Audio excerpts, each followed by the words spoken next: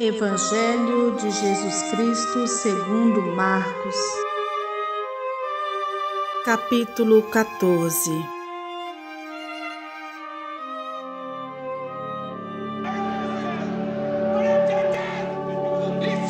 Faltavam apenas 2 dias para a Páscoa e para a festa dos pães sem fermento.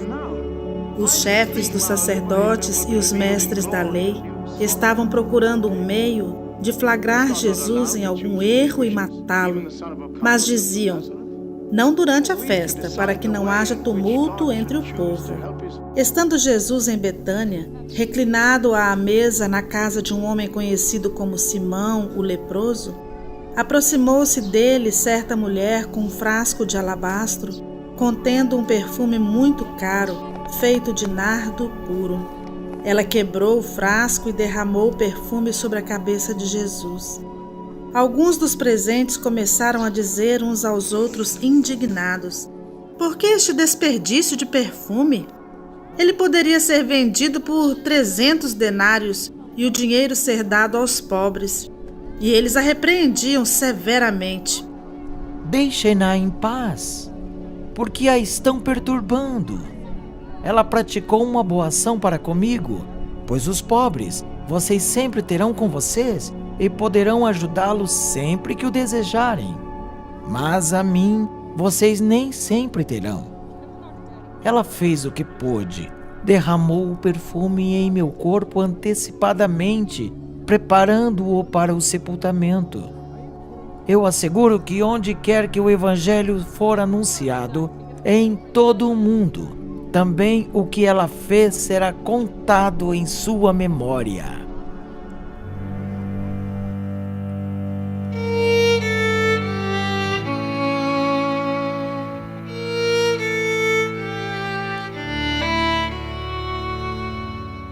Então Judas Iscariotes, um dos 12, dirigiu-se aos chefes dos sacerdotes a fim de lhes entregar Jesus.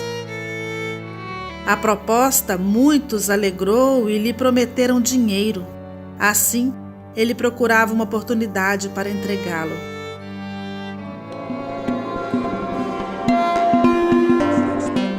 No primeiro dia da festa dos pães sem fermento, quando se costumava sacrificar o cordeiro pascal, os discípulos de Jesus lhe perguntaram: aonde queres que vamos e te preparemos a refeição da Páscoa?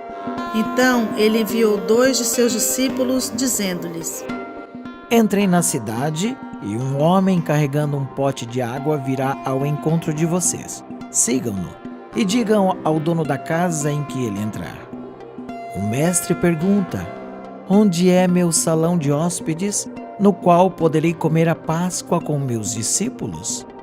Ele mostrará uma ampla sala no andar superior, mobiliada e pronta. Façam ali os preparativos para nós. Os discípulos se retiraram, entraram na cidade e encontraram tudo como Jesus lhes tinha dito, e prepararam a Páscoa.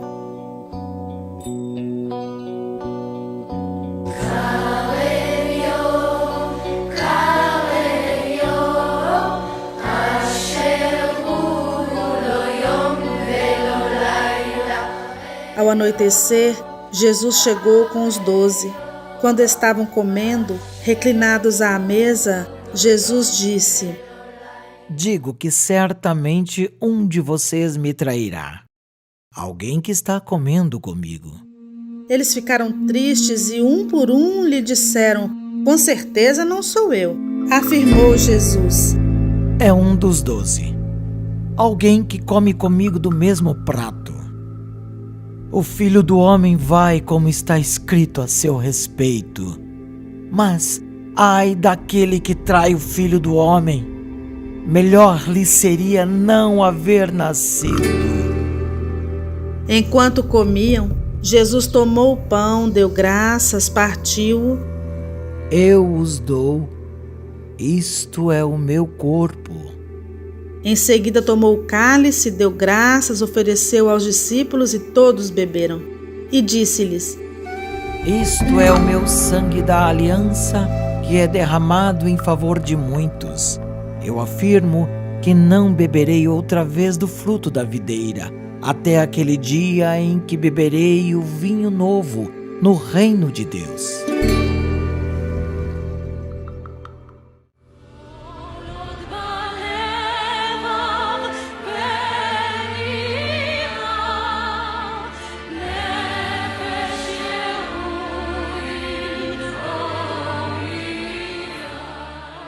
Depois de terem cantado um hino, saíram para o Monte das Oliveiras. Disse-lhes Jesus: Vocês todos me abandonarão, pois está escrito: ferirei o pastor e as ovelhas serão dispersas. Mas depois de ressuscitar, irei adiante de vocês para a Galileia. Pedro declarou: ainda que todos te abandonem, eu não te abandonarei. Asseguro que ainda hoje, esta noite, antes que 2 vezes cante o galo, 3 vezes você me negará. Mas Pedro insistia ainda mais: mesmo que seja preciso que eu morra contigo, nunca te negarei. E todos os outros disseram o mesmo. Então foram para um lugar chamado Getsêmani.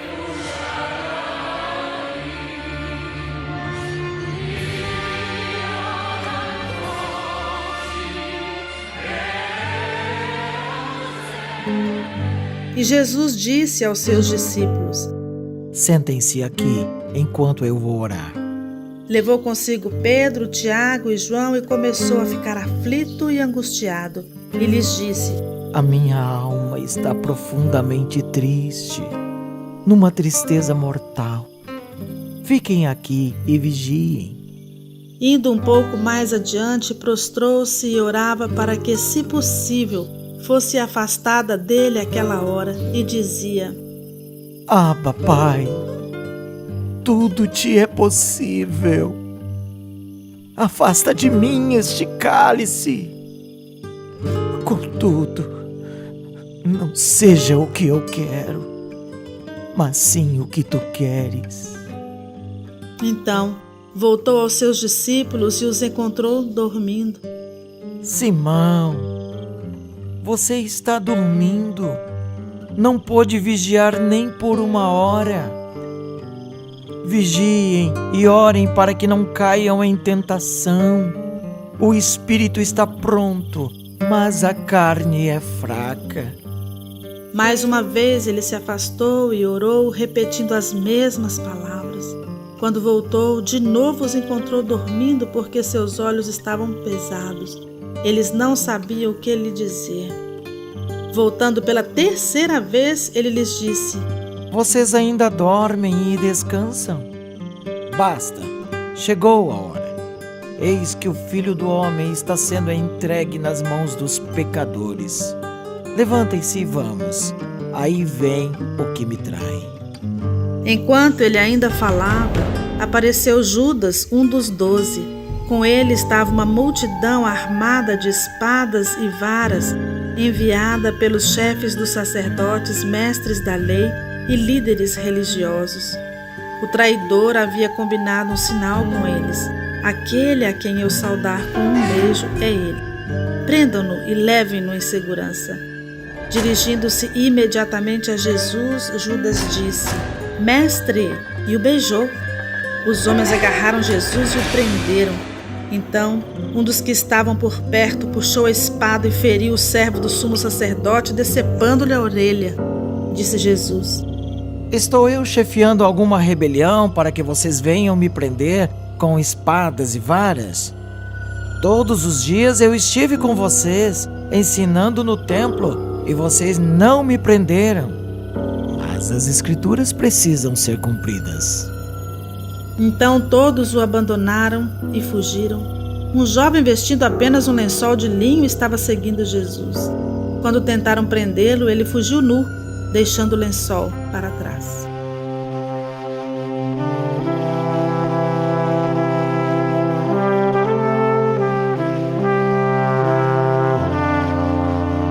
Levaram Jesus ao sumo sacerdote e então se reuniram todos os chefes dos sacerdotes, os líderes religiosos e os mestres da lei. Pedro seguiu de longe, até o pátio do sumo sacerdote. Sentado ali com os guardas, esquentava-se junto ao fogo. Os chefes dos sacerdotes e todo o sinédrio estavam procurando depoimentos contra Jesus, para que pudessem condená-lo à morte, mas não encontravam nenhum. Muitos testemunharam falsamente contra ele, mas as declarações deles não eram coerentes. Então se levantaram alguns e declararam falsamente contra ele: Nós o ouvimos dizer: Destruirei este templo feito por mãos humanas, e em 3 dias construirei outro não feito por mãos de homens. Mas nem mesmo assim o depoimento deles era coerente. Depois, o sumo sacerdote levantou-se diante deles e perguntou a Jesus: Você não vai responder à acusação que estes fazem sobre você? Mas Jesus permaneceu em silêncio e nada respondeu. Outra vez o sumo sacerdote lhe perguntou: Você é o Cristo, o Filho do Deus bendito? Sou. E vereis o Filho do Homem assentado à direita do Poderoso, vindo com as nuvens do céu. O sumo sacerdote, rasgando as próprias vestes, perguntou: Por que precisamos de mais testemunhas? Vocês ouviram a blasfêmia, que acham? Todos o julgaram digno de morte. Então alguns começaram a cuspir nele, vendaram-lhe os olhos e, dando-lhes murros, diziam: Profetize! E os guardas o levaram, dando-lhe tapas.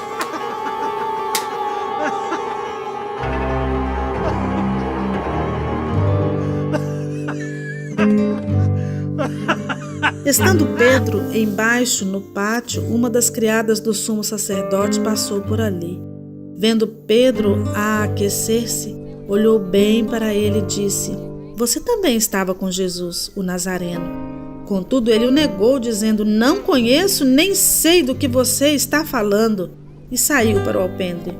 Quando a criada o viu lá, disse novamente aos que estavam por perto: Esse aí é um deles. De novo, ele negou.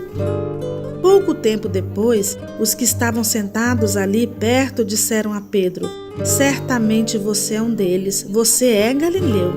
Ele começou a se amaldiçoar e a jurar: Não conheço o homem de quem vocês estão falando.